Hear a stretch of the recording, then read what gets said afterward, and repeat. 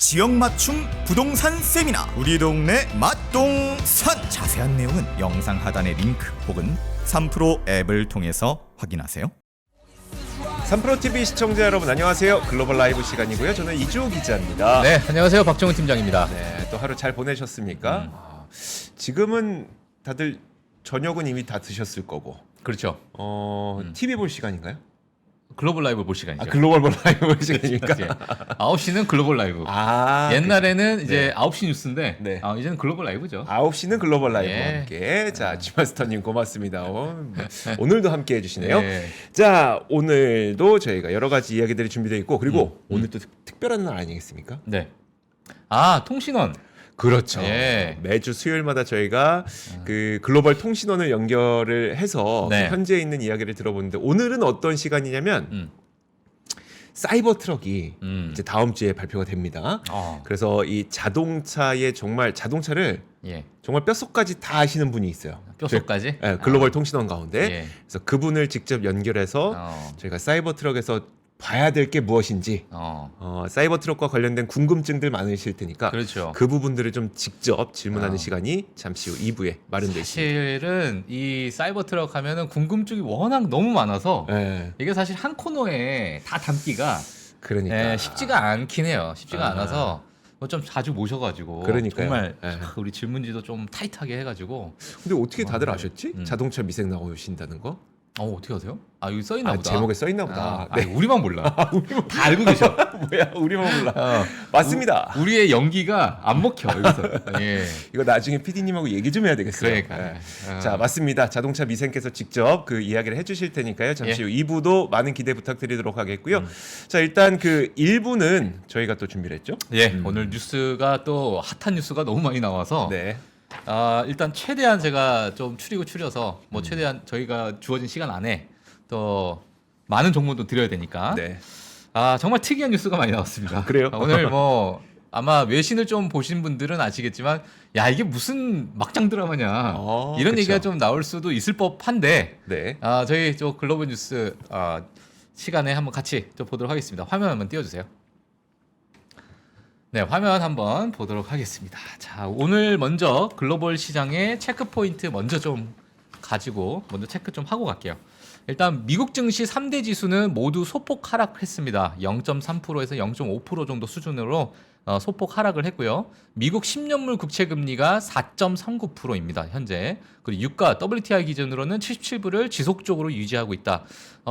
지금 최근에 들어서 미국 시장의 조정은 국채 금리 때문에 좀 나왔기 때문에 제가 지속적으로 이런 부분은 업데이트 해 드리도록 하겠습니다. 세 번째 뉴스인데요. 샘 알트먼이요. 오픈 AI CEO로 복귀했습니다. 이게 무슨 진짜. 진짜 이거 보면서 나 이제 다시는 오픈 AI 나 뉴스 안 할래 그냥. 나 진짜 이랬어요. 왜냐면 이 뉴스라는 것도 네. 어떤 좀 신뢰가 있어야 되고 신빙성이 있어야 되는데 뉴스에는 신뢰가 있습니다. 있죠. 아니 그 저희는 주인공들의 행동에 신뢰가 그렇죠. 없는 거지. 우리는 이제 팩트 전달을 네.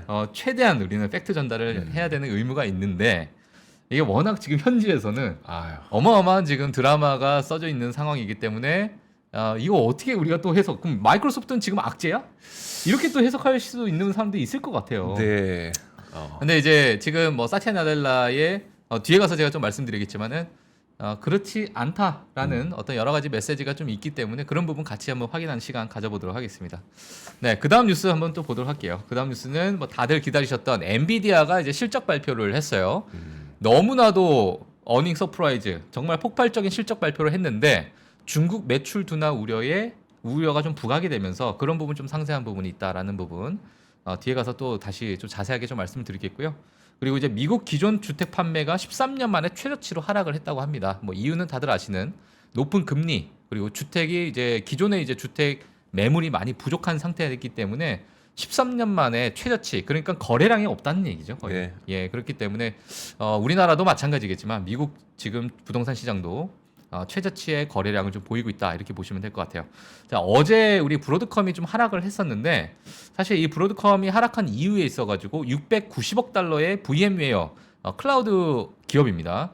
이 기업을 인수합병 마무리했다. 많은 이제 규제 당국을 설득을 시키고 어느 정도 그 어떤 기준점을 좀 맞춰가면서 결국에는 인수합병이 마무리가 됐는데 이제 브로드컴 입장에서는 너무나도 큰 비용을 또 지불하게 되다 보니까 브로드컴 입장에서는 인수자 입장에서는 약간의 좀 악재로 초창기에 그러니까 시장 프리마켓에서는 약간의 그러한 해석이 좀 나돌았던 것 같아요. 그러다 보니까 마이너스 4% 3% 정도의 하락을 보여줬는데 결국에는 마이너스 1%대로 다시 조금 상승했어요. 네. 하지만 뭐 결국엔 좀 하락을 했던 그러한 시장이었다 이렇게 보시면 될 것 같고요. 그다음에 바클레이즈는 연준이 1월에도 금리 유지를 지속적으로 이어갈 것이다라고 예측을 좀 했습니다. 이런 부분도 제가 뒤에 가서 같이 좀 말씀을 드리도록 할게요.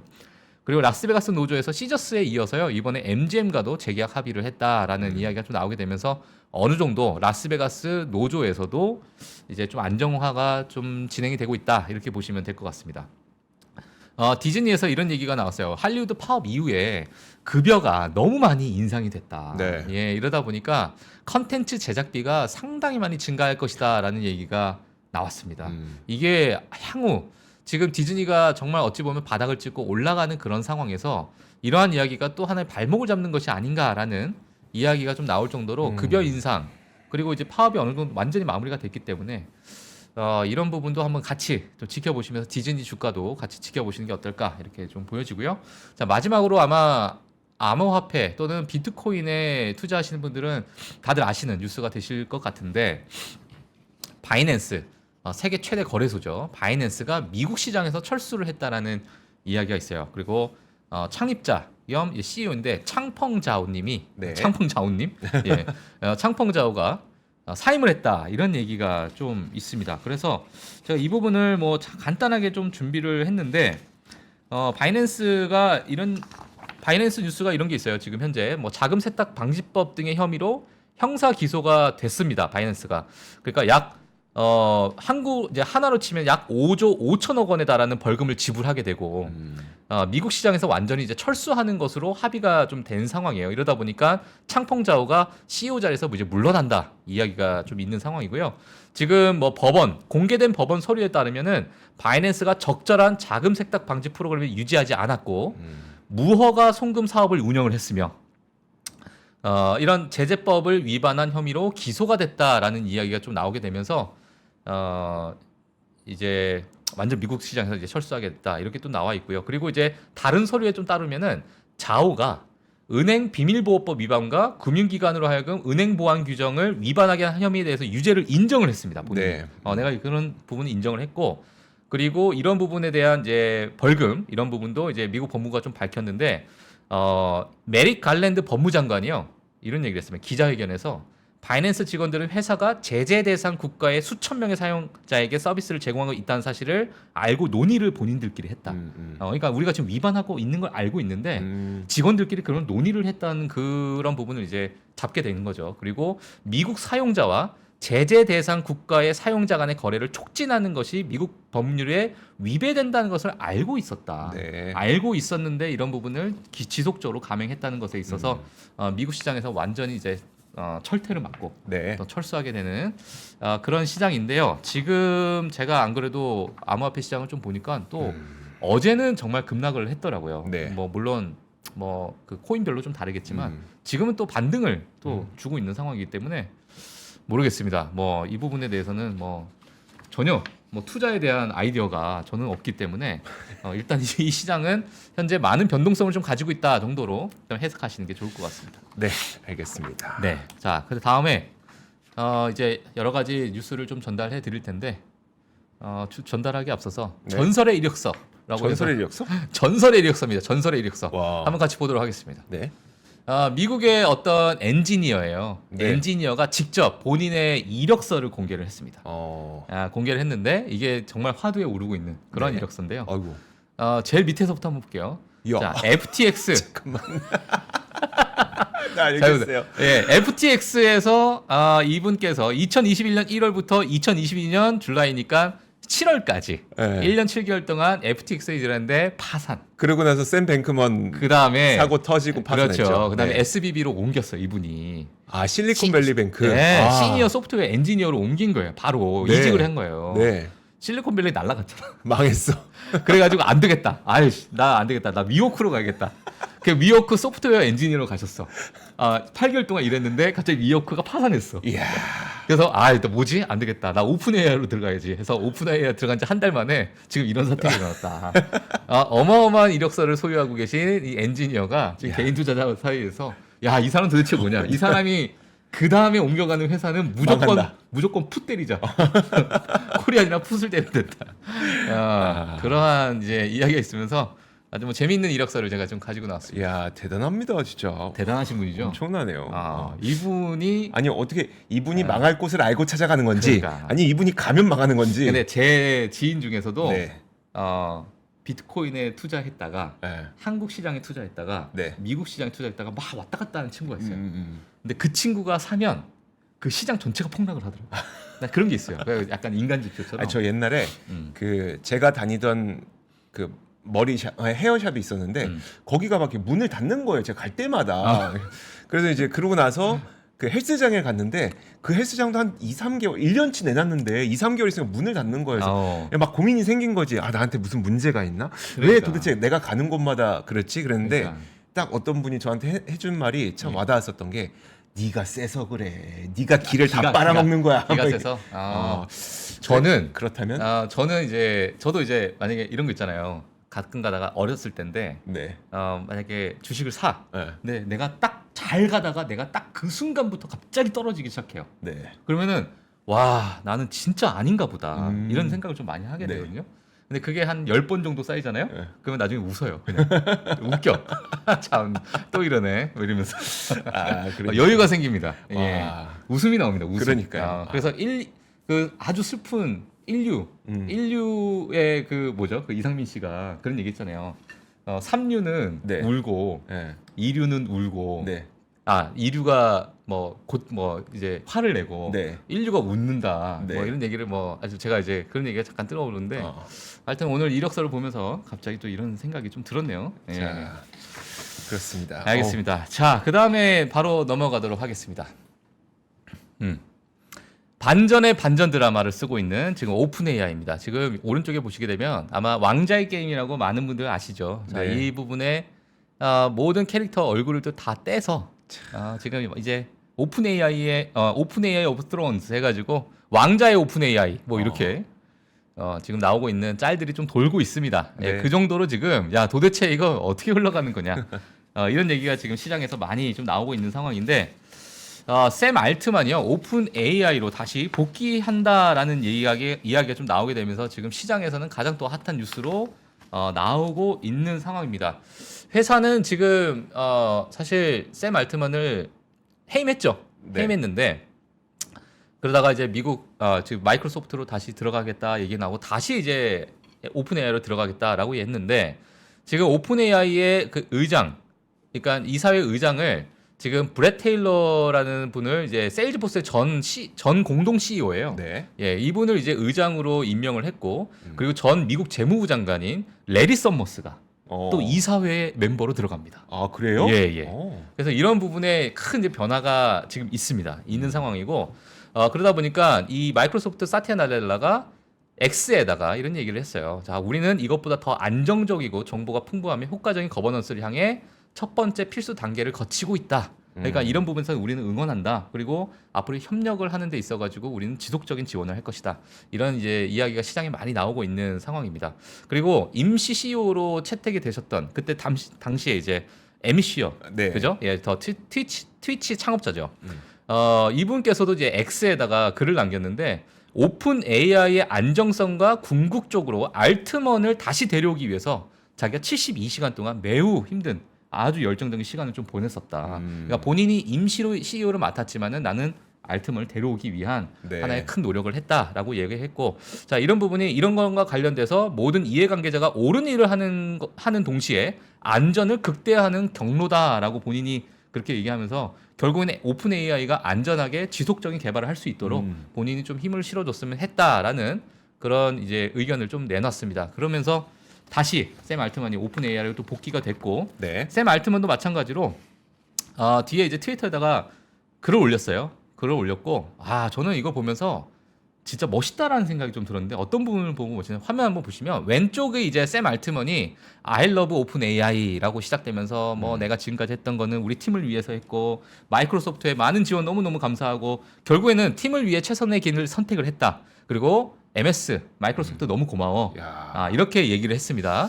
예, 이러한 이야기를 제가 이제 간단하게 줄여서 얘기를 했는데 네. 오른쪽에 그렉 브라운만이 더 상남자입니다. 네. 자, 오늘 밤부터 다시 코딩하자. 이야. Let's getting back to coding tonight. 그러니까 어.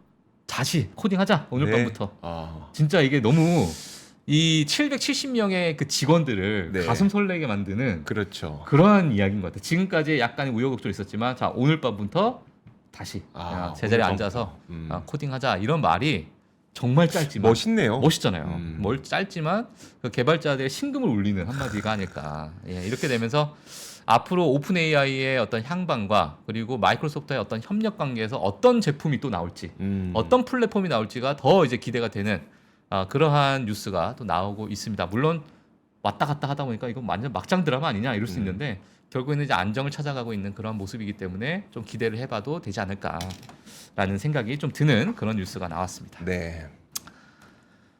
그리고 이제 많은 분들께서 또 기대를 많이 하셨죠. 엔비디아에 대한 실적 발표. 참 너무너무 주가가 상승하면 어쩌나라는 생각을 하셨던 분도 있었을 것 같은데. 걱정도 너무 일렀던 것 같아요. 예. 네. 근데 제가 어제도 뭐 저희 이조 기자님하고 말씀을 좀 잠깐 나눴지만은 너무나도 큰 기대치 때문에 오히려 이게 좀 발목을 잡는 힘이 되지 않을까. 그리고 이제 실적 발표가 어느 정도 끝나는 와중에서 뭐 그 이후에 어떤 성장 동력 네. 좋은 건 알겠는데 이제 그 다음부터는 우리가 주가 부양을 위해서는 어떤 소스가 좀 많이 들어가야 될까, 어떤 기대감이 또 들어가야 될까라는 그런 점에 있었을 때는 향후 뭐 금리 인하나 뭐 피벗에 대한 어떤 기대감 뭐 이런 거 외에는 아직까지는 크게 와닿지 않기 때문에 그런 부분에 어떤 시장에 대한 어떤 매도세도 좀 있었을 것이고 또 실적 발표하면서 엔비디아의 어떤 중국발 수요 우려에 대한 그런 부분이 또 부각이 되면서 물론 이제 엔비디아가 지금 뒤에 가서 말씀드리겠지만은 그런 부분 많이 상쇄하겠다라고 얘기는 했어요. 하지만은 시장에서는 그래도 좀 냉랭했다 이렇게 볼 수 있을 것 같습니다. 지금 프리마켓에서는 0.8% 정도 하락을 하고 있더라고요. 다시 오르더라고요. 예, 다시 올랐습니다. 한 1% 정도 올라가더라고요. 예, 그래서 이제 그런 부분을 한번 뭐 체크해 주시면 될 것 같고요. 자, 어닝과 이제 이익과 매출 전부 다 정말 예상치를 뛰어넘는 그러한 이제 상승을 좀 보여줬어요. 자, 분기 수익이 181억 달러입니다. 181억 달러인데 뒤에 가서 한번 보도록 할게요. 자, 정말 폭발적인 어닝 서프라이즈. 시장은 중국에 대한 우려. 이렇게 제가 제목을 좀 적어놨는데 오른쪽에 보시게 되면 이게 와 진짜 말도 안 되는 지금 매출을 보여주고 있죠. 그래프만 봐도 지금 어느 정도의 지금 매출을 보여주고 있는지 우리가 다 볼 수 있을 것 같은데 이번 분기 수익은요 181억 달러로 전분기 대비해서 34% 상승했습니다. 전년 동기 대비해서 206%가 증가했어요. 그리고 이제 추정치인 160달러를 이미 초과를 했고요. 그리고 이제 만족할 수 없는 그 수요에 그러니까 정말 이 시장이 수요가 너무 많다 보니까 이 데이터 센터 매출에 우리가 보기에 중요한 하나의 어떤 성장 동력으로 계속 남아 있는 상태고 매출 자체를 보게 되면 이익단이 이제 206% 증가했는데 매출단은 145억 달러로 전분기 대비해 가지고 41%가 상승했고 전년 대비해서 279%가 증가했습니다. 진짜 어마어마한 증가겠죠. 그렇죠. 네. 그래서 제가 이제 사실 알파 스트릿이라고 해서 그 실적 발표를 보여주는 게 있는데 이게 100%가 다 넘어가면 그 위에 걸 아예 계산을 안 해버려요. 네. 그래서 제가 안 갖고 나왔습니다. 아무 의미가 없어서 전부 다 100% 올라가지고. 네. 예, 하여튼 그러한 상황이고 총 마진 같은 경우에는 75%가 증가했고요. 그리고 영업 마진 같은 경우에는 72.5% 정도 이제 상승을 하게 되면서 이 GPU에 대한 엔비디아의 높은 가격 경쟁력은 그대로 유지가 된다라는 시장의 의견이 지금 나오고 있는 상황입니다. 하지만 여기서 우리가 조금 우려해야 될 게 이제 중국입니다. 중국. 예, 중국에 대한 가이던스에 대해서 조금 얘기가 나왔는데 그런 부분에 대한 우려가 있고 제 개인적인 우려도 하나 있어요. 제 개인적인 우려가 뭐냐면 이 데이터 센터 수익의 절반이 아마존과 같은 클라우드 인프라 제공업체예요. 네. 그러니까 일찍이 초기 투자를 하는 그러한 업체이기 때문에 물론 지금 수요가 너무 많기 때문에 공급이 따라가지 못하는 상황이긴 하지만 이런 의존도가 높은 사업 어떤 구조적인 이 비중에 대해서는 우리가 조금은 좀 생각을 해봐야 된다. 만약에 데이터 센터의 어떤 초기 물량을 다 확보를 한 상태에서 어느 정도 개발이 이루어지고 시작하면은 수요가 줄어들 텐데 네. 절반 이상이 데이터 센터 그런 기업에 따른 어떤 수요라면은 향후 데이터 센터가 어느 정도 개발이 됐을 경우에 이게 또 실적으로 또 영향이 될 수 있고 성장률이라는 게 꺾일 수 있는 부분이기 때문에 그런 부분도 한번 향후에 우리 엔비디아 주주분들은 조금 생각할 필요가 있지 않을까 이렇게 좀 보여집니다. 그리고 이제 엔비디아가 발표가 되면서 가이던스에 대한 이야기가 좀 우리가 또 눈여겨 봐야겠죠. 자, 가이던스를 한번 보게 되면 엔비디아가 이제 내년 이제 1월 분기라고 이제 여기서 시장에서는 얘기를 했는데 200억 달러 매출을 예상을 하고 있습니다. 이는 이제 전분기 대비해서 10%고요. 전년 동기 대비해서도 230% 증가하는 수치이기 때문에 여전히 높은 수치의 가이던스를 보여주고 있다. 이렇게 좀 얘기를 하고 있고요. 그리고 중국의 심각한 매출 감소는 세계 다른 지역의 견고한 성장으로 인해서 상쇄될 거다라는 이제 이야기를 가이던스에 얘기를 했었고 총 이익률 자체는 75.5%로 예상됐고 다음 분기에는 65% 정도라는 어떤 예외적인 어떤 조정 영업 이익률을 좀 모델로 삼고 있다라고 해서 가이던스는 정말 좋게 얘기를 했습니다. 하지만은 중국 매출 감소가 여전히 조금 발목을 잡았다. 이렇게 볼 수 있을 것 같아요.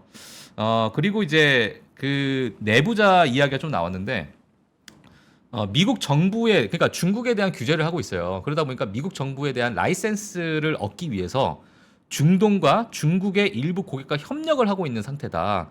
하지만 엔비디아의 어떤 정부 정책 준수하고 라이센스가 필요하지 않는 새로운 데이터 센터 제품을 개발을 해야 되잖아요. 그러니까 네. 라이센스 없이도 우리가 개발해서 중국으로 넘길 수 있는 그런 제품을 만들어야 되는데 이게 지금 한 분기, 그러니까 1분기 내에 다 할 수가 있는 부분이 아니기 때문에 이거는 그러니까 다음 분기 넘어서서 나올 수 있는 제품이다. 네. 그러니까 이런 부분은 사실 상세가 된다라고 할 수 있겠지만은 이게 제품으로서의 어떤 정말 상세가 되는지의 여부는 좀 지켜봐야 된다. 예, 바로바로 나올 수가 없기 때문에 네. 그런 부분을 좀 얘기해서 이런 부분이 또 약간의 우려로 좀 남아 있는 그 내부자에 대한 그런 내부자에서 좀 들어왔던 그런 정보였습니다. 그래서 엔비디아를 이렇게 정리를 좀 해주시면 될 것 같아요. 네. 예. 네, 그 다음에 다음 뉴스죠. 엔비디아까지 받고 연준 의사록도 발표가 됐습니다. 어떤 내용이 예. 나왔을까요? 자, 연준 의사록이 공개가 됐습니다. 아마 다들 좀 국내 뉴스에서도 아마 많이 다뤘을 것 같은데 이제 CNBC를 통해서 제가 좀 가지고 나왔어요. 이건 지금 베론스에서 좀 가지고 나오긴 했지만 FOMC 정례회의 의사록에 언제 금리 인하를 시작할지 위원들이 논의했다는 징후조차 보이지 않았다. 이렇게 좀 징후조차 보이지 않았다니까 야, 좀 징후라도 주지. 네. 예, 이런 얘기가 좀 나왔는데 사실 FOMC 금리 인하에 대한 전혀 생각하지 않고 있다라고 연준 파월 의장도 당시 기자회견에서 얘기를 했기 때문에 사실 뭐 시장에서는 뭐 그렇게 이것 때문에 큰 요동이 있었다라고 보기는 좀 힘들 것 같아요. 하지만 목표치인 2% 향하고 있다는 확실한 경로를 보여줄 때는 이 통화 정책이 긴축적으로 유지될 필요가 있다는 입장은 지속적으로 좀 가지고 있다 이렇게 좀 보여주고 있고요. 하지만 이제 미국 경제가 이제 4분기에 들어서 눈에 띄게 둔화가 됐다. 그러니까 눈에 띄게 둔화니까 약간의 좀 강조를 했어요. 이제 슬로우하는 게 사실 과거에 4.9% GDP를 보여줬으니까 이제 4분기에는 상대적으로 눈에 띄게 이게 감소하고 성장률이 좀 둔화될 것이다라는 것은 얘기를 했고요. 그리고 인플레이션 상승 위험으로 경제 활동의 모멘텀이 좀 지속되면서 디스인플레이션이 진행이 정체가 되거나 인플레이션이 다시 가속화될 수 있다. 그러니까 지금의 모멘텀이 좀 지속이 되면 우리가 떨어지고 있는 인플레이션이 다시 또 상승할 수 있는 여지가 여전히 있다. 네. 그렇게 되면은 뭐 다시 인플레이션이 예전에 폴 볼커 시대처럼 1970년대에 금리 인하를 했다가 다시 인플레이션이 갑자기 치솟는 그러한 상황이 나올 수도 있는 게 있으니까 그렇죠. 예, 그러한 네. 우려를 그 회의 참석자들이 이야기를 했다라고 나와 있습니다. 그렇기 때문에 여전히 이제 인플레이션이라는 부분을 좀 봐야 될 것으로 이제 여겨집니다. 그래서 이런 부분을 한번 체크를 해주시면 될 것 같습니다. 자, 그러다 보니까 지금 시장에서 의견이 어떤지 한번 보도록 할게요. 2023년 12월과 2024년 1월 왼쪽이 이제 12월이고 오른쪽이 이제 내년 1월인데 이제 똑같습니다. 아예 똑같아요. 이게 지금 94.8%로 아예 시장 참여자들이 그냥 12월과 1월을 동시에 똑같이 예, 이렇게 저도 이렇게 수치가 이렇게 똑같은 것도 처음 봤는데 네. 거의 이제 약 95%로 동결을 좀 예상을 하고 있다라고 볼 수 있을 것 같고요. 그리고 이제 시장에서 바라보는 금리 인하 시점을 좀 보게 되니까 이때죠. 지금 5월달, 5월달과 6월달쯤으로 지금 보고 있는데 사실 5월달도 보게 되면 41.3%가 금리 동결을 좀 예상을 하고 있는 상황이에요. 자, 그렇다 보니까 이제 5월은 조금 이른감이 없지 않아 있을 것 같고, 물론 인플레이션에 따라서 달라지겠지만 6월 정도 돼야 이제 조금의 금리 인하를 좀 바라보는 게 아닐까라는 어떤 시장의 의견도 있다라는 거. 물론 페드워치 툴은 매크로가 바뀌면 확 바뀝니다. 그렇죠. 예, 그 다음날 그냥 바로 바뀌어요. 네. 그렇기 때문에 이걸 보고 그냥 장기 투자 관점으로 보시는 것보다는 지금 상황은 이렇구나. 이렇게 체크하시는 게 좀 좋을 것 같습니다. 네. 그래서 이렇게 금리 인하까지도 한번 볼 수 있을 것 같고요. 그 다음에 마지막 뉴스 요거까지 저는 이제 여기까지 정리를 하도록 할게요. 네네. 자, 미국 경기의 세 가지 시나리오가 이제 뉴스가 어제자 뉴스로 제가 마켓워치에서 좀 나왔는데, 자, 이런 부분 한번 같이 나눠보는 시간 가져보시는 게 어떨까 해서 좀 가지고 나왔습니다. 이거는 이제 화면 보면서 같이 보도록 할게요. 2024년의 컨센서스입니다. 2024년의 컨센서스인데 지금 금리 인하가 아니죠. 소프트 랜딩과 이제 하드 랜딩 도대체 이제 어떻게 보고 있는가에 대한 설문조사가 좀 나왔어요. 이거는 이제 뱅크 오브 아메리카에서 나왔는데 현재 74%가 소프트 랜딩 또는 노 랜딩으로 예상을 하고 있고 네. 21%가 하드 랜딩으로 예상을 하고 있다. 그래서 10월에 비해서는 이제 경기가 확연히 좋아졌다. 예, 이렇게 좀 보여집니다. 네. 이 여파는 사실 실적 발표의 여파가 좀 클 것 같아요. 실적 발표, 특히 빅테크들이 좋은 실적을 발표했기 때문에 지금의 경기 상황을 봤을 때 또 경기 데이터를 봤을 때는 뭐 괜찮다. 소프트 랜딩을 보는 것이 아니냐라는 의견이 있고요. 3명 중에 2명은요. 지금 벌써 그냥 소프트 랜딩으로 기본 베이스 라인을 깔고 베이스 케이스로 보고 지금 시장을 바라보고 있다. 이렇게 보시면 될 것 같습니다. 자, 이거는 이제 펀드 매니저 서베이이기 때문에 그런 부분 한번 체크해 주시면 될 것 같고요. 그러면 지금 시장에서 월가에서 보고 있는 경착륙 시나리오에 대해서 세 가지 시나리오를 제가 경착륙, 연착륙, 노 랜딩까지 자, 어떤 상황일 때 경착륙이 올까를 한번 제가 정리를 좀 했어요. 물론 이 의견을 제가 정리를 한 건데 첫 번째로 보게 되면 수요 약화로 인한 실업률이 상승이 됩니다. 이건 경착륙 시나리오예요. 네. 실업률이 상승이 되고 그렇게 되면 소비와 시장 신뢰도가 하락이 되겠죠. 자, 이런 부분은 다시 기업 이익에 손상을 주게 되고 또 다른 일자리 감축을 하게 되면서 실업률 상승이 그 사이클, 그냥 데스 스파이럴이죠. 그게 네네. 어떤 정말 악의 고리가 시작되는. 자, 그러다 보면은 이게 경착륙이 시작되고 이 실업률이 어느 정도 잡힐 때까지 그 기간이 또 우리가 늘어지는 거죠. 네. 그리고 여기에 신용 사이클도 만약에 악화가 된다면 지금 최근에 들어가 있는 연체율이나 여러 신용카드의 어떤 사용 금액이나 이런 부분에 대한 어떤 신용 사이클도 악화가 된다면 또 다른 하나의 트리거가 될 수 있다. 이런 부분이 경착륙의 시나리오인데 경기 침체가 만약에 시작이 된다면 그 깊이와 기간에 대해서는 불확실성이 커져서 위험 자산은 당연히 죽게 되고 네. 인플레이션 결국 완화되면서 노동시장이 좀 여유가 생기겠지만 결국에는 중앙은행이 경기 악화를 멈추게 할 수는 없다. 이게 지금 월가에서 보는 경착륙 시나리오입니다. 결국에는 수요 약화, 그에 따른 실업률 상승이 트리거로 보고 있는 거예요. 네. 시작점으로. 그래서 우리가 봐야 될 거는 미국 시장에 대한 소비력이 있을까? 네. 그리고 실업률이 어떻게 가고 있을까를 우리가 좀 봐야 된다. 이렇게 좀 볼 수 있을 것 같고요. 자, 그냥 연착륙이라는 부분을 한번 보도록 할게요. 자, 인플레이션이 점차 소멸이 되고 실업률이 안정적이 되고요.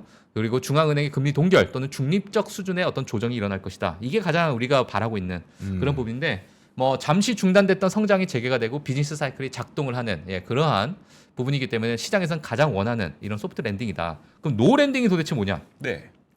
이게 시장에서 어떻게 해석을 하냐면 경기 침체의 연기라고 해석을 한대요. 없는 게 아니라. 없는 게 아닙니다. 노 랜딩이라는 것은 저 오른쪽 화면에 제가 그래서 이런 사진을 지금 가지고 나왔는데 착륙하려다가 다시 날았어. 근데 언젠간 이게 내려오긴 해야죠. 언젠간 내려와야 되잖아. 얘도 연료가 이제 한정되어 있는데 그렇죠. 언젠간 내려오는데 그러니까 노 랜딩이라는 것은 2023년에 우리가 경기 침체가 올 거야라고 모든 사람이 예상했는데 잠깐만 지금 너무 괜찮네. 그럼 경기 과열로 인한 연기로 2023년 이렇게 지나간다고 치자. 그러면 2024년에 이게 소프트 랜딩이냐 하드 랜딩이냐는 거 우리가 다시 또 그때서 봐야 된다라는 얘기겠죠. 네. 그러니까 이제 2024년 더 지속적이고 심각한 경기 침체를 가져올 것이라는 위협도 상존하고 있는 상황이기 때문에 지금의 노 랜딩이라는 것은 시장 참여자분들께서는 그러면 경기 침체가 아예 없고 계속 잘 가겠구나가 아니라 착륙은 결국은 할 텐데 이게 지금 내년으로 이어지는 거구나라는 것을 아마 마음속에 한번 두고 우리가 시장을 바라보는 게 좋지 않을까 이렇게 보고 있습니다. 그래서 지금 상황에서는 뭐 인플레이션이 2%가 아니더라도 어느 정도 감내하는 수준까지는 우리가 경제 데이터가 괜찮게 나온다면 이게 내년으로 넘어가게 된다. 이렇게 보시는 게 좋을 것 같습니다. 그래서 이렇게 세 가지의 시나리오를 가지고 미국 시장을 지켜보시는 게 좋을 것 같습니다. 알겠습니다. 네. 월가에서 이제 사실 우리는 그런 생각을 하는 거잖아요. 그러니까 지금 뭐 경기 좋은 거 알겠고 경기 좋으니까 금리는 계속 오랫동안 고공행진할 거 알겠는데 네. 그럼 어떤 일이 생겼을 때 큰 위험이 발생해? 라고 물어보면은 그거 되게 궁금해하는 그렇죠. 거죠. 약한 연결고리. 좀 조심하고 싶고 맞아요. 나는 그 폭풍으로 좀 피했으면 좋겠고 지금 그 시나리오를 정리해 주신 거니까 예. 여기에서 이제 발생할 수 있는 트리거들을 거기에서 좀 힌트를 얻으시면 좋을 것 같습니다. 네. 알겠습니다. 자, 그래서 제가 여러분들한테 드리고 싶은 건 뭐냐면 그 얼마 전에 아르헨티나 대통령이 당선이 됐어요. 혹시 보셨어요? 제가 당선까지만 보고 네. 약간 잡음이 있다는 정도만 알아요. 그러니까 예. 근데 아르헨티나 대통령 당선이 꽤 그 여파가 큽니다. 그래서 그래요? 혹시 그 맥락을 좀 이해하고 계시면 앞으로 나오는 일들에 대해서도 우리나라도 전기차랑 아주 깊은 관련이 또 있었거든요. 배터리랑도. 왜냐하면 아르헨티나에는 우리나라 포스코가 지금 진출해서 그렇죠. 리튬 광산을 지금 하고 있잖아요. 예. 여기서 정치가 변했을 때 또 어떤 불확실성이 생길지 모르니 이것도 우리나라에 좀 연관이 있어서 아르헨티나 대선 관련된 이야기를 좀 해드리도록 하겠습니다. 네. 자, 그런데 일단 사진 한번 보시죠. 평가가 이렇습니다. 전기톱 미치광이가 이거 진짜입니다. 이거 제가 쓰는 제가 뭐 재미로 쓰는 말이 아니라 밑에 나와 있네. 실제로 네. 체인소. 전기톱 미치광이가 대통령이 됐다는 헤드라인들이 정말 엄청 많이 나오고 있어요. 자, 보시면 아르헨티나 국기 보이시죠? 네. 그리고 이 분의 이름이 바로 하비에르 밀레이라고 하는 인물입니다. 이제 그 전기톱을 들고 나왔던 이유는 뭐냐면 그동안 정말 부패했던 정권을 모두 다 싹 갈아엎자 막 이래갖고 내가 다 갈아엎어 줄게 하는 의도로 이 전기톱을 들고 온 거예요. 뭐 여러 가지 또 있습니다. 막 중앙은행도 지금까지 한 게 뭐야 니네 때문에 돈값이 똥값 됐잖아 막 이러면서 전기톱으로 다 갈아엎어 버리자라는 의미로 전기톱을 갖고 왔는데 그래서 다음 거 한번 보시죠. 자, 그러면 밀레이 대통령의 지지자는 어떻게 하고 나와야 되냐? 이거 이 정도 해줘야 됩니다. 형님이 준비하신 거죠? 실제 진짜 지지자가 코스튬으로 이렇게 하고 나온 거예요. 진짜로요? 제가 그린 게 아니라 이거 밀레이 대통령 지지자라면 야. 이 정도는 해줘야죠. 이거 언더스탠딩에서 다 했어요? 다 했어요. 했어요? 했어요? 몰라요. 아니, PD님 했어요? 이 얘기인가? 앞 시간에. 형님이 자료 준비하는 동안에 언더스탠딩 못 보셨네. 글로벌 라이브가 언더스탠딩 앞으로 가야 돼요. 이거. 자, 우리 다 글로벌 했구나. 라이브 버전으로 가시죠. 글로벌 라이브 버전으로 가겠습니다. 예. 자, 괜히 위축되잖아. 갑자기. 근데 더 잘해야 돼. 자, 그러니까. 이게 더 위험한 지금 선택이에요. 자, 그래서 더 잘해야 됩니다. 실제로 부담돼. 했구나. 어소장님 이기기 쉽지 않거든요. 예. 어소정님 이기기 쉽지 않죠. 예. 아르헨티나와 달러화 얘기까지. 좋습니다. 좋아요. 한번 들어보세요. 그러면 뭐 다르진 않을 겁니다. 그러면 맥락은 같은데 어떤 그 디테일에 좀 차이가 있을 수 있으니까 한번 들어보시죠. 자, 그 가디언, 영국의 일간지잖아요. 굉장히 유명한 그 일간지인데 가디언지에서도 어떻게 표현을 했냐면 화면 보시죠. 엘 로코라는 단어 썼길래 저는 처음에 이게 뭔지 몰랐어요. 근데 미친 닭이 엘 로코더라고요. 미친 닭? 네, 미친 닭. 그래서 싸움닭 같이. 통상적으로 그래서 엘 로코. 이 엘 로코라고 하는 단어를 쓰는 거는 미치광이라고 쓰인다고 하더라고요. 그래서 take the stage라고 써 있는데 결국 이제 미치광이가 이 자리를 차지했다 이런 겁니다. 야, 나중에 저희 3% 저기 채팅창에 뭐 잘못하면 엘로코 나오겠네. 아무도 못 알아듣는. 주엘로코 막 이러면서 그럴 수 예. 있어요. 자, 이분은 상당히 극우 정치인인 건 다들 아실 거고 아웃사이더 경제학자. 그러니까 이분이 경제학자 출신이더라고요. 그래서 이분이 인기를 끌게 됐었던 거는 이 아르헨티나 TV에서 경제학자로 방송을 진행하고 그리고 라디오를 진행하면서 약간 진우 선배 같은 거죠. 이진우 기자 같은 거. 막 네, 정말 이분이- 독설도 하고 막 되게 냉철한 이야기 하고 막 네. 거침없는 발언하고 근데 제가 이 거침없는 발언을 봤어요. 예. 근데 여기서 전해드리질 못하겠는 거예요. 너무 과해. 그분이 방송에서 했던 독설이 뭐- 욕이에요? 욕 그냥? 아니 막 이게 막 수위가 너무 높아요. 수위가 너무 높아요. 아, 그러니까 말도 뭐 안 예를 돼요. 들어 사정하면서 뭐 이렇게 얘기를 하는 그 뭔지 아시겠어요? 사정하면서 막 이런 얘기를 본인 입으로 해요. 예. 뭐 3개월에 한 번씩 사정을 했는데 막 이런 얘기를 해요. 사정을 했다고? 성적으로 사정. 그런 얘기를 나는 하니까 순수하다. 지금 이것도 못 알아듣는 거 보니까. 난 순수한 사람이야. 아직 그러니까 예. 저는 순수합니다. 못 알아들었어요. 그러면서 이제 순간적으로. 굉장한 인기를 끌었는데 예. 그분이 이제 그 대선 공약으로 내놓은 것도 굉장히 그 파격적이죠. 예. 중앙은행 없애자. 지금 아마 어혜진 소장은 그 얘기 했을 거예요. 그러니까 페소화와 달러를 팩으로 하자. 혹은 페소화를 폐기하자. 뭐 이런 얘기도 있었고. 그리고 이제 밀레이 대통령이 상당히 친암호화폐 그런 측면을 좀 갖고 있대요. 그래서 이분이 당선됐을 때 실제로 비트코인이 또 올라가기도 했습니다. 그래서 거기에다가 또 장기 매매를 합법화하자 뭐 이런 얘기하고요. 사회복지기금 지출을 대폭 삭감하자. 브라질, 중국과 아르헨티나가 사실 관계가 좋았었거든요. 근데 이 중국과 관계를 단절하자 뭐 이런 얘기도 하고요. 자 그리고 지금 딱 그 대통령이 당선되고 나서 무슨 얘기했냐면 이 이야기들이 다 정부가 뭔가를 해서는 안 된다는 거예요. 정부는 작아야 되고 모든 걸 민간에 맡겨야 된다 이런 주장이거든요. 결국 작은 정부를 주장을 하는 굉장히 극우적인 경제학자인데 그러다 보니까 지금 18개의 정부 부처가 있는데 이거 다 없애고 8개로 만들자. 8개로 만들자. 이런 얘기를 좀 하고 예. 있는 사람입니다. 작은 정부가 보통 극우 정책인가요? 이게 그 문화마다 달라요. 그래요? 그렇죠. 왜냐면 그러니까 예를 들어서 우리나라에서 극우라고 하는 것과 그다음에 그러면 남미. 이제 그렇죠. 남미 이쪽에서 아니 남미 말고 그렇죠. 남미 쪽에서 거기 어디죠? 어딜까?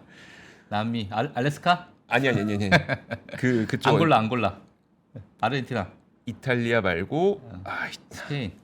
이탈리아 말고 독재자 있었던데 아무튼 그 다른 나라에 가면 극우가 또 달라집니다 이게. 짐바브웨. 아니 그런 건 아니. 오케이. 이탈리아 말고 스페인 말고 유럽 어느 쪽인데. 네. 그러니까 그렇게 달라진다고. 네, 본인들의 이제 역사적인 그 배경에 따라서. 그래서 이제 그런데 제가 이제 보여드리고 싶은 거는 그 아르헨티나는 아무래도 리튬 부국 가운데 굉장한 또 부국이잖아요. 라틴 아메리카 지역. 여기는 이제 여러분들한테 보여드리는 건 또 리튬 삼각지역. 이건 뭐 우리나라에서 모르시는 분 없을 거예요 이제. 근데 라틴 아메리카는 전 세계 리튬 공급량의 35%를 지금 현재 담당을 하고 있는데 공급을 담당하고 있는데 네. 이 지역은 전 세계 리튬 절반이 땅 속에 매장되어 있는 걸로 추정되어 있습니다. 그리고 아르헨티나가 지금은 21%, 칠레가 11%. 그러니까 글로벌 리튬 공급망 측면에서 굉장히 아르헨티나가 굉장히 중요한 역할을 하고 있거든요. 그런데 아르헨티나에서 자원 개발 사업은 소유권이 주정부에 있다고 해요. 그리고 연방 정부에는 관련 법률을 제정하는 권한을 갖고 있어서 네네. 연방 정부, 그러니까 대통령이 이 소유권을 갖고 있지 않기 때문에 핵심 의사결정은 주정부가 하고 있긴 하지만 연방 정부와 주정부가 이렇게 엇갈릴 때에는 불협화음 때문에 정책적으로 되게 미스가 많이 나고 실제로 여기서 사업하는 분들이 뭔가 사업이 안 되는 경우가 되게 많다는 거예요. 이런 가운데 밀레이 당선인이 이제 당선이 됐고, 근데 이 분은 워낙 이제 지금 아르헨티나의 트럼프니 막 이런 얘기를 듣고 있고 하다 보니까 네. 정말 어디로 튈지 모르는 겁니다. 그래서 실제로 이분이 어떤 얘기를 했냐면 이거는 한번 보시죠. 네. 이분이 이제 유세를 할 때 했던 이야기인데 나는 미국과 외교를 강화하고 중국과 거래하지 않을 거다 이렇게 얘기를 하기도 했습니다. 이게 사실 브라질, 중국 이런 국가들이 아르헨티나에게는 굉장히 중요한 무역 국가거든요. 그런데 나 이제 안 할 거야. 이제 미국과 할 거고 중국과 안 할 거야. 이렇게 되면은 그러면 잠깐만 리튬은 어떻게 되는 거지? 사실 지금 리튬의 그 공급에 굉장히 많은 부분을 지금 중국에 의존하고 있는 그렇죠. 상태거든요. 예. 그래서 아르헨티나가 지금 어떻게 될지 모르는 거예요. 그러니까 이 사람이 왔어요.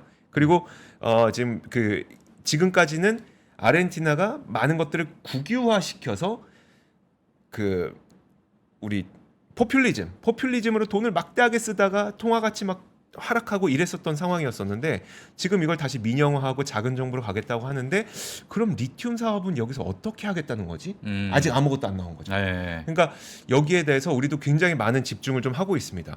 과연 우리나라가 지금 포스코가 이제 아르헨티나에 가서 리튬 사업을 하고 있는데 여기엔 문제가 없나? 이런 생각도 들고요. 그래서 과연 리튬 사업을 어떻게 하게 될지 이런 부분이 그러네요. 참 걱정이 되는 겁니다. 예. 물론 그 미국과의 외교를 강화한다고 했으니까 사실 만약에 리튬에 대한 공급망이 미국과 아르헨티나, 우리나라 이런 축을 통해서 강화되면 좋은 건데 또 이제 어떻게 나올지 모르니까 약간 불안한 감정도 좀 있는 거죠. 자, 그러면 이제 달러와 그러니까 달러와 그리고 이제 페소와의 페그 상황에 대해서 좀 그냥 간략하게 말씀드릴게요. 뭐 어예진 소장이 다 말씀해 주셨을 테니까요. 근데 이제 통화 안정에는 아마 기가 막힐 겁니다. 지금 그 여러분들 그거 다 보셨을 거예요. 그 강도가 아르헨티나에 있는 그 슈퍼마켓에 들어가서 돈 내놔 했는데 강도가 그러니까 슈퍼마켓 주인이 돈을 딱 줬더니 안 받아 이러면서 도망친 거. 그게 페소화를 줬더니 아, 야 이거 돈도 안 되는 거 왜 줘? 그러니까. 라고 하면서 이제 도망쳤던 네. 그런 사례도 보셨을 텐데 그러다 보니까 지금 본인들의 통화 가치가 완전 똥값이 되어 있으니까 맞아요. 실제로 아르헨티나에서는 딱 그 첫 번째 달러화로 바로 바꾸든지 월급을 받으면 바로 달러로 바꾸든지 아니면 월급을 받는 순간 모든 생필품들 다 타버린다. 왜냐면 내일 되면 더 비싸지니까 통화 가치가 떨어지면서 예. 그런 상황이라서 그래서 지금 달러를 아예 그럼 페소화랑 패그를 시켜버리든 아니면 페소화를 폐기하고 달러를 쓰든 둘 중 하나를 하자 막 이런 주장을 하고 있는데 예. 이게 초반에는 이제 달러 중심으로 가는 거니까 그러면 통화 가치가 떨어지지 않잖아요. 그러면 굉장히 좋긴 합니다. 근데 문제는 뭐냐면은 나중에 물가 안정에는 굉장히 좋은데 나중에 만약에 이제 그 주요 경쟁 국가가 뭐 브라질이라고 쳐요. 근데 브라질에서 들어오는 그러니까 달러 가치가 만약에 달러 가치가 높아졌어요. 그러면 아르헨티나에서 수출하는 제품 가격이 비싸지겠죠. 네. 근데 아르헨티나 물건을 특별히 비싸게 살 이유가 없겠죠. 그럼 수출 경쟁력이 떨어지는데 이들은 본인들의 통화를 갖고 있지 못하다 보니까 달러 가치를 지들이 내릴 수는 없잖아요. 그러니까 본인들의 통화 정책을 쓸 수 없다 보니까 이게 나중에는 꽤 큰 후폭풍으로 다가올 좀 가능성이 있습니다. 근데 이렇게 수출이 안 되면 결국 무역은 적자가 날 거고 무역이 적자가 되면 외환 보유고가 줄어들 텐데 화면 다시 한번 보여주시면 외환 보유고가 굉장히 빠르게 줄어들고 있습니다. 지금. 10년 평균보다도 상당히 낮은 상태고요. 2015년, 2014년 이때도 상당히 안 좋았었는데 그만큼 외환 보유고가 많이 줄어들고 있는 상태고 거기에다가 이제 외환 보유고가 줄어들면 사실 빚을 갚을 여력이 없잖아요. 돈도 무역 적자에다가 막 이렇게 되면. 근데 IMF의 최대 빚쟁이가 바로 아르헨티나입니다. 자, 그러니까 이게 어떻게 되겠냐는 거예요. 그러니까 물론 지금 물가를 안정시키는 데는 달러 패그도 괜찮긴 한데 예. 지금 뭐 되기가 참 힘들다는 거. 마지막으로 한 가지만 더 보여드릴게요. 물론 그렇다고 그러면 이 정말 저돌적인 이 사람이 하고 싶은 대로 다 되냐? 그건 아닐 수도 있다는 게 바로 이겁니다. 지금 라 리베르타드 아반자 이거 뭐 저 에스파뇰이니까 모르는데 이거가 바로 이 당이 밀레이 대통령이 속한 당이에요. 네. 근데 상원에 겨우 7석밖에 차지를 하고 있지 않습니다. 물론 지금 21석짜리와 연정을 하게 되면은 좀 가능성이 있긴 한데 그래서 이제 상원 겨우 7석밖에 차지를 하고 있지 않다 보니까 본인이 하고 싶은 대로 다 밀지 못할 거다. 이런 것들이 네. 좀 얘기가 나오고 있어요. 아, 알겠습니다. 네. 아니 앞서서 네. 제가 잠깐 이 밑을 보고 있었는데 네. 옆에 진행자분이 지금 졸고 있다고. 아, 그래요? 네, 그래서 다시 허리를 세웠어요. 이렇게. 예, 그렇습니다. 예, 알겠습니다. 자, 아이고 46분이 됐네요. 그러면 시간이. 예. 자, 그러면 저희가 1부는 여기서 마치도록 하겠고요. 네. 자, 이어서 2부 저희가 앞서 예고해드렸던 대로 사이버 트럭이 곧 공개를 할 예정이니 굉장히 많이 아시는 네. 분에게 저희가 글로벌 통신원을 연결해서 만나보도록 하겠습니다. 잠시 후 2부에서 뵙겠습니다. 네. 외환위기 오는 거 아니에요? 금융위기 오는 거 아니에요? 이런 질문들을 좀 굉장히 많이 받았었습니다. 탐욕이 되게 강했을 때 위험자산으로서의 극단적인 쏠림이 나타나고, 공포감이 극에 달했을 때 안전자산으로서의 극단적인 쏠림이 나타나거든요. 과거의 일이 미래에 똑같이 일어난다 이건 아니지만, 그때 당시에 위기 상황에서는 어떤 공통점들이 있었는지를 보면서 우리가 대비를 하는 방법도 고민해 볼 수 있고요. 과거를 제대로 이해하는 순간 위기의 실체가 드러납니다. 오건영의 현실 경제 이야기를 서점에서 만나보세요.